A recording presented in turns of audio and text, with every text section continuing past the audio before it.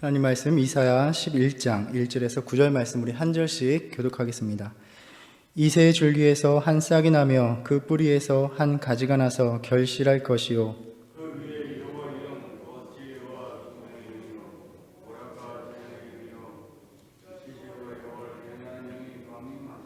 그가 여호와를 경외함으로 즐거움을 삼을 것이며 그의 눈에 보이는 대로 심판하지 아니하며 그의 귀에 들리는 대로 판단하지 아니하며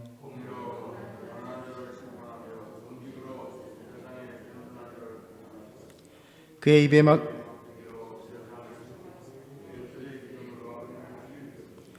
공의로 그의 허리띠를 삼으며 성실로 그의 몸의 띠를 삼으리라.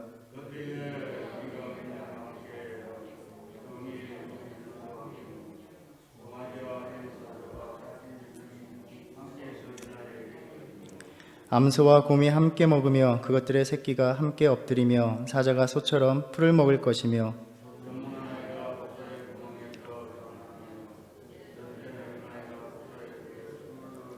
함께 읽겠습니다. 내 거룩한 산 모든 곳에서 해됨도 없고 상함도 없을 것이니 이는 물이 바다를 덮음같이 여호와를 아는 지식이 세상에 충만할 것임이니라. 아멘. 오늘 본문은 당시 패권 국가였지만 하나님께서 자신에게 맡겨진 그 위임의 사명의 한계를 넘어서 오만해진 아수르 제국에 대해서 심판이 선언되는 가운데 그 야만적인 이 땅의 제국의 그 제국들이 몰락한 자리에 다시 등장하는 하나님의 대안적인 국가인 메시아 왕국에 대한 선포입니다. 오늘 본문이 속한 그 맥락을 우리가 한번 살펴보면 9장은 아수르에게 억압당해 사로잡혔던 북이스라엘 지파들을 구원할 위대한 왕의 태어남과 그 통치를 찬양하고 있고 10장에서는 심판의 도구로서 그 역할을 넘어선 북이스라엘을 멸망시켜버린 그 아수르 제국에 대한 몰락을 그 심판을 말씀하시면서 다시 11장에서 그 제국이 몰락한 후에 일어나는 메시아가 통치하는 왕국에 대해서 묘사를 하고 있습니다. 그렇게 이 말씀은 앞서 같은 맥락에 속하는 9장의 예언과 연관이 됩니다. 이 말씀은 이사야 시대부터 간절히 바라던 계속되어서 성취되기를 기다렸던 바로 예언의 말씀입니다. 9장 예언을 보면 2절에서 흑암에 행하던 백성이 큰 빛을 보고 사망의 그늘진 땅에 거주하던 자에게 빛이 비추도다 이렇게 말씀하시면서 새로 태어날 왕, 그 아기에 대해서 말씀하십니다. 6절에서 이는 한 아기가 우리에게 낳고 한 아들을 우리에게 주신 바 되었는데 그의 어깨에는 정사를 메었고 그의 이름은 기묘자라 모사라 전능하신 하나님이라 영존하시는 아버지라 평강의 왕이라 할 것임이라. 그 정사와 평강에 더함이 무궁하며 또 다윗의 왕자와 그의 나라에 군림하여 그 나라를 굳게 세우고 지금 이후로 영원히 정의와 공의로 그것을 보존하실 것이라. 만군의 여호와의 열심히 이를 이루시리라 이렇게 말씀합니다. 여기서 새로운 왕, 한 아기가 태어날 것을 말씀하심으로써 그 백성들에게 생길 새로운 삶의 변화를 묘사하고 있습니다. 우리의 인류의 역사를 돌아다보면 사람들에게 새로운 삶에 대한 그 변화를 가져올 수 있는 가장 큰 계기가 바로 통치자가 바뀌는 것입니다. 새로운 왕이 나타나서 어떠한 통치를 펼치는가에 따라서 그들의 삶에 대한 희망이 되기도 하고 또한 절망이 되기도 합니다. 사실 이것은 오늘날도 마찬가지입니다. 새로운 정치 지도자가 나타나서 어떻게 그가 국정을 이끌어 나가느냐에 따라서 우리의 일상사에 큰 영향을 미칩니다. 자신이 거하는 땅에 또 자신이 살아가는 삶의 자리에 펼치는 선정을 펼칠 수 있는 또 자신들의 고통을 헤아려 줄 수 있고 또 자신들의 삶의 짐을 가벼이 할 수 있는 통치자가 들어서기를 바라는 것은 언제나 사람들에게 큰 염원이었습니다. 고대 근동에서 보면 새 왕이 즉위하여 나아갈 때에 그 임금을 높여서 주는 여러 가지 별명들이 즉위식의 문서에 올라갑니다. 방금 읽었던 9장 말씀을 보면 그러한 즉위시의 이름들이 등장합니다. 기묘자, 모사라는 이름은 그가 크고 훌륭한 일을 행하여 계획할 것을 암시하고 있고 또 전능하신 하나님은 하나님의 권능으로 무장한 용사가 되어서 그의 일을 이루실 것이라는 의미가 담겨 있고 또한 영존하시는 아버지, 자기 백성이 번영하도록 돌보는 아버지로서 영원히 계실 것이다 라는 이름이 담겨 있고 평강의 왕은 그의 통치 방식을 이야기합니다. 우리가 잘 아는 샬롬입니다. 이 샬롬 안에 포괄적인 구원과 번영과 온전한 삶이 담겨 있습니다.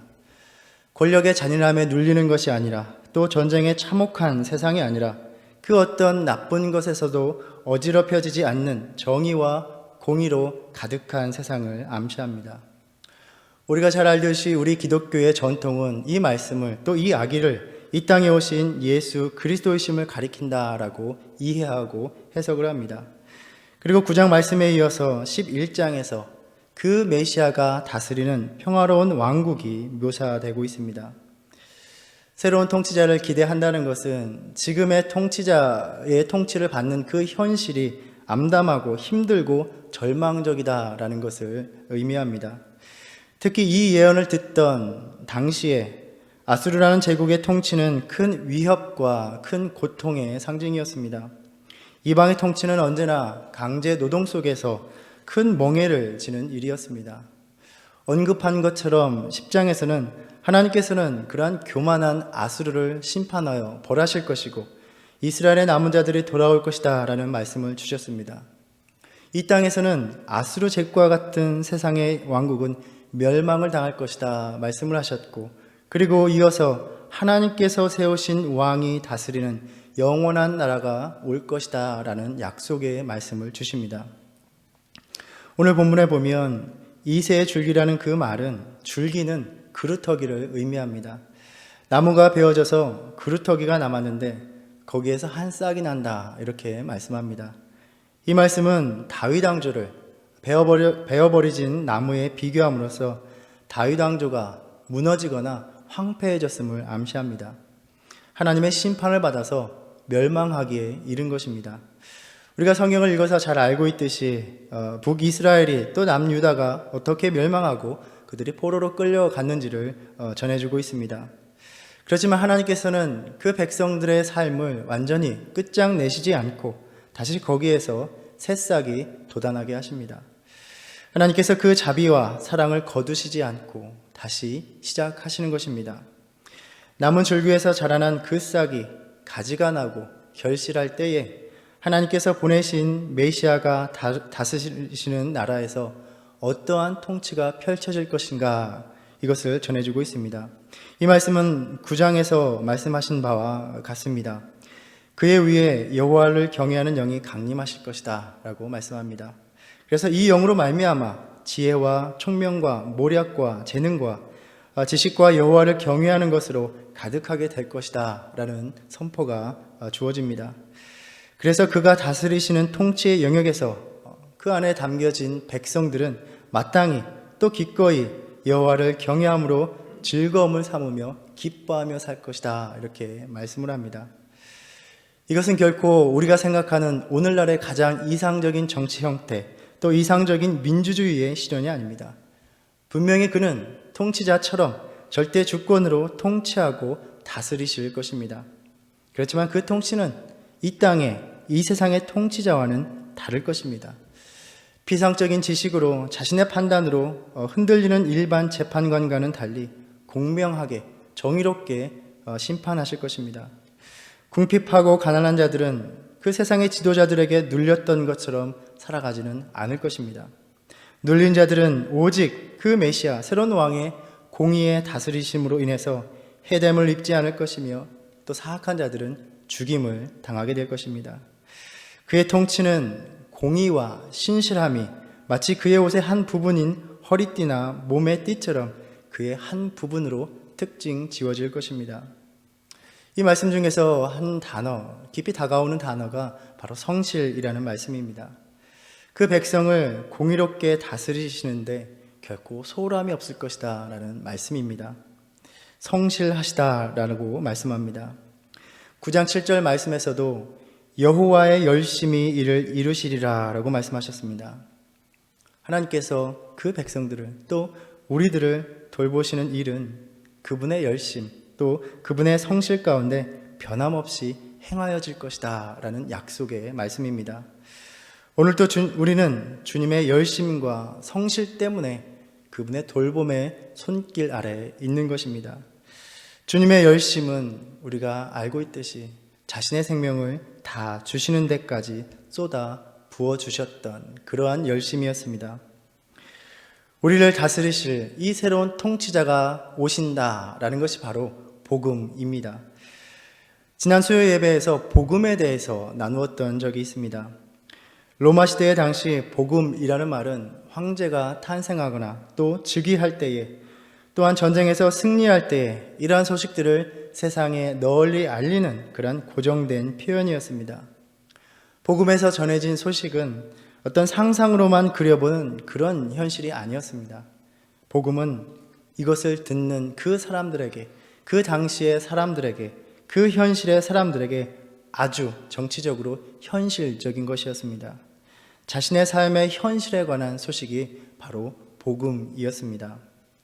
복음은 좋은 소식이었습니다. 그 소식은 지금 내 삶에 대한, 내 삶의 현실에 대한 소식입니다. 이사야 시대에 이 선포를 들었던 이들도 결코 이것이 자신들의 시대와 자신들의 삶의 현실과 상관없는 이야기라고 생각하지 않았던 것입니다. 이 말씀은 이새의 싹에서 나오는 그 메시아가 자신들을 다스리실 때에 맛보게 될 실제적인 현실로서 받아들인 것입니다.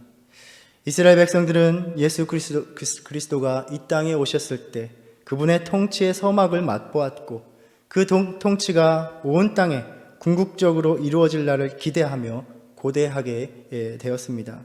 그리고 우리는 이 말씀을 읽으며 또 예수 그리스도의 삶을 돌아보면서 믿음으로 그들이 기대했던 현실에, 또 그들이 바랬던 현실에 이 약속을 함께 붙들며 이 약속을 지금 우리의 삶에서 경험하며 참여하며 맛보게 되는 것입니다. 즉 복음은 지금의 내 삶의 현실에 주님의 통치가 이루어짐을 경험하는 것이고, 이사야 시대뿐만이 아니라 예수님이 이 땅에 오셨던 그 당시뿐만이 아니라 초대교회의 시대뿐만이 아니라 바로 지금 우리의 삶의 현실에서 일어날 좋은 소식이라는 말입니다. 그런데 우리는 이것을 마치 이사야 시대에서만 기록되었던 마치 오래전에 일어난 일처럼, 또는 혹은 앞으로 내세에서 일어날 일처럼 여기며 복음의 소식에 결코 흥분되지도 않고 아주 냉담하게 그저 우리의 종교적인 삶을 살아가고 있습니다. 마치 복음이 성경에 기록된, 오래전에 기록되어 내려져 오는 정보에 불과한 것이 되어버렸습니다. 우리는 대강절, 또 이제 하루 성탄절을 앞두고 이 땅에 새로운 왕으로 오신 아기 예수의 탄생을 기념하면서 그분이 우리를 다스리시는 왕이 되어 주시는 그 현실을 맛보기를 기도하고 있습니다. 그런데 주님이 나의 통치자가 되어 주실 때 내 삶이 바뀔 것이라는 믿음이 없으면, 복음을 그저 하나의 정보처럼 취급한다면 우리의 삶에 아무것도 일어나지 않는다는 것입니다. 복음은 과거에 대한 것이 아니라 지금과 또 앞으로의 우리의 삶에 관한 소식인 것입니다. 하나님은 이사야에게 그 당시 이스라엘 백성들을 위해서뿐만이 아니라 오늘 우리에게도 그러한 왕이 너희 가운데 너희 삶의 현실에 나타날 것이다 라고 선포해 주고 계십니다. 새로운 왕이 나타난다는 것은 지금까지의 또 이전의 통치에서 벗어난다는 것을 의미합니다. 이 새로운 왕이 지금까지 다스리던 그 모든 세력들을 이긴다는 것을 의미합니다.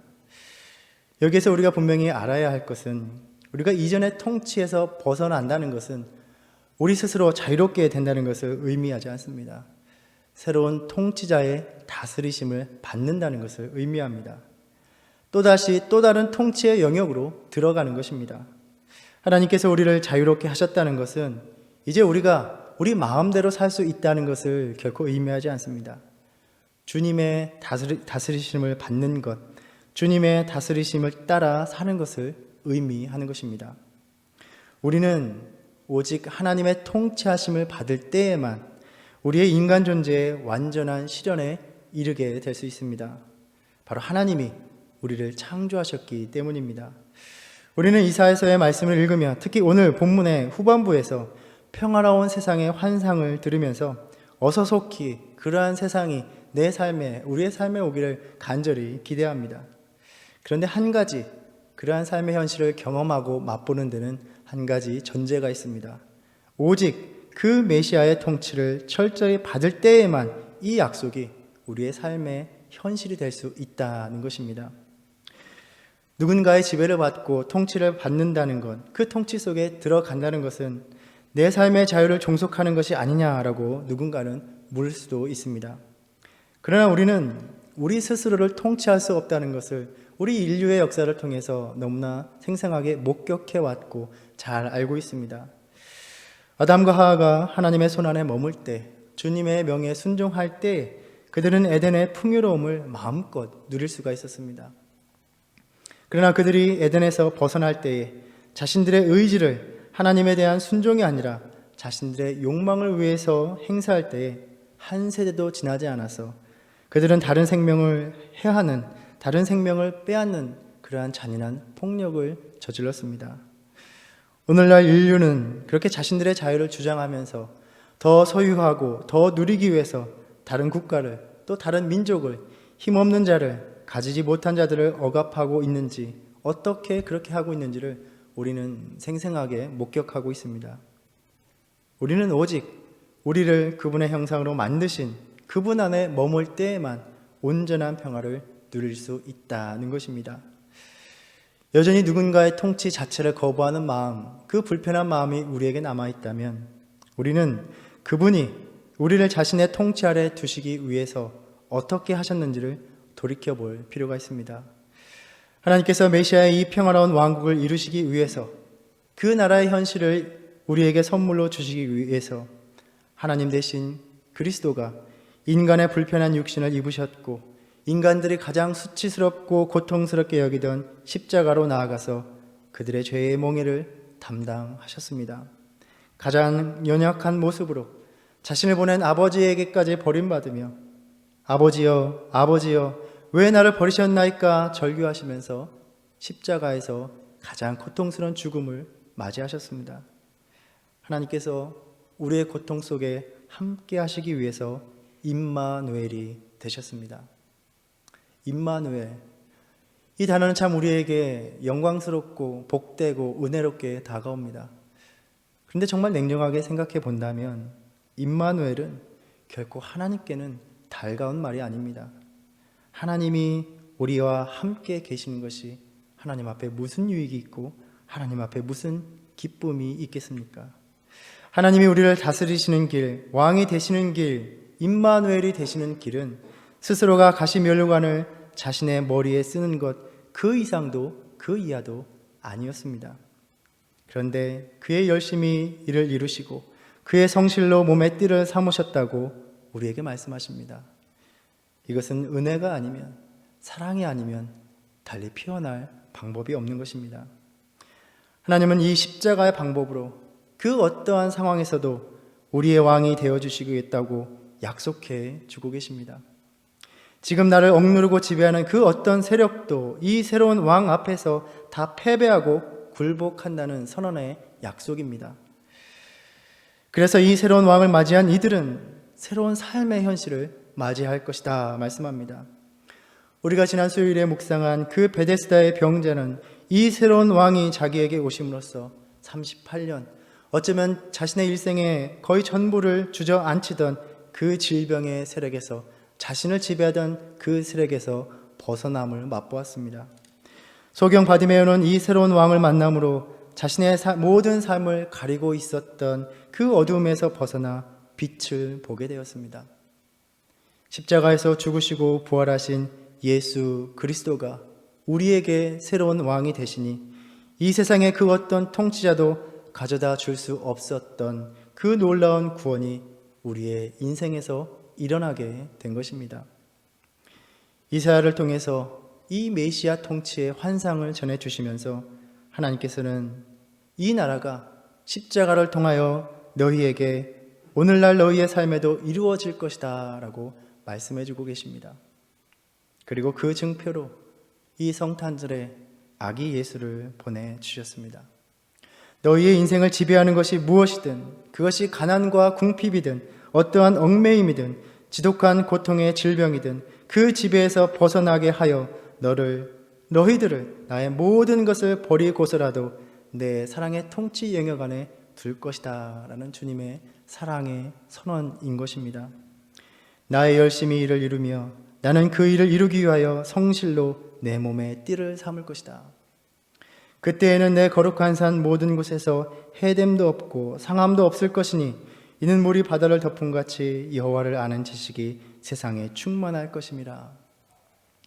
우리가 이 땅에 살아가면서 가장 두려운 것이 무엇입니까? 내가 살아가면서 해를 받지 않을까? 상함을 받지 않을까? 내 육신이, 내 마음이 상처를 입지 않을까? 우리는 두렵습니다. 그러나 이 아침 이사의 선포를 통해서 대강절 예수 그리스도가 이 땅에 보내신 목적이, 그를 우리에게 보내신 목적이 바로 그 나라를 너희에게 선물로 주기 위함이다 라고 말씀하십니다. 해됨과 상함에 대한 두려움이 나를 지배하지 못하는, 그분이 온전히 나를 통치하시는 그 삶으로 나를 이끌어 줄 것이다 라고 우리에게 약속해 주십니다. 과연 나는, 또 우리는 이 아기 예수께서 나의 왕이 되어서 나의 삶을 온전히 다스리시도록 내어 맡길 수 있을 것인가? 이 아침 이 말씀을 통하여 주님께서 우리에게 묻고 계십니다. 우리는 주님을 기다리며 또 새로운 한 해를 맞이하며 성탄절을 맞아 주님을 맞이하며 그분의 왕 되시는 그 사랑에 온전히 경배하며 아니하였던, 또 불성실하였던 우리 믿음의 삶을 다시 한번 온전히 주님께 내어드리는 저와 여러분의 믿음의 결단이 있기를 간절히 소망합니다. 기도하겠습니다. 이 아침 주님께 나와 나를 얽매이는 모든 악한 육신의 세력의 지배를 십자가의 사랑으로 끊으시고 우리의 왕이 되셔서 우리의 내면과 현실을 샬롬으로 이끄실 아기 예수님을 기다립니다. 거짓과 분열과 교만과 이기심에 사로잡힌 우리의 마음, 육신의 고통과 마음의 상처와 절망으로 좌절된 우리의 현실에 그 모든 지배를 끊으시고 우리의 왕이 되어주셔서 다스려 주셔서 지치고 낙심한 우리의 심령을, 우리의 삶을 샬롬으로 채워 주시옵소서. 오늘도 주님의 열심과 성실의 은혜를 베풀어 주시옵소서. 예수님의 이름으로 기도드립니다. 아멘. 하늘에 계신 우리 아버지여, 이름이 거룩히 여김을 받으시오며 나라의 임하옵시며 뜻이 하늘에서 이룬 것 같이 땅에서도 이루어지이다. 오늘날 우리에게 일용할 양식을 주옵시고 우리가 우리에게 죄 지은 자를 사하여 준 것 같이 우리의 죄를 사하여 주옵시고 우리를 시험에 들게 하지 마옵시고 다만 악에서 구하옵소서. 나라와 권세와 영광이 아버지께 영원히 있사옵나이다. 아멘.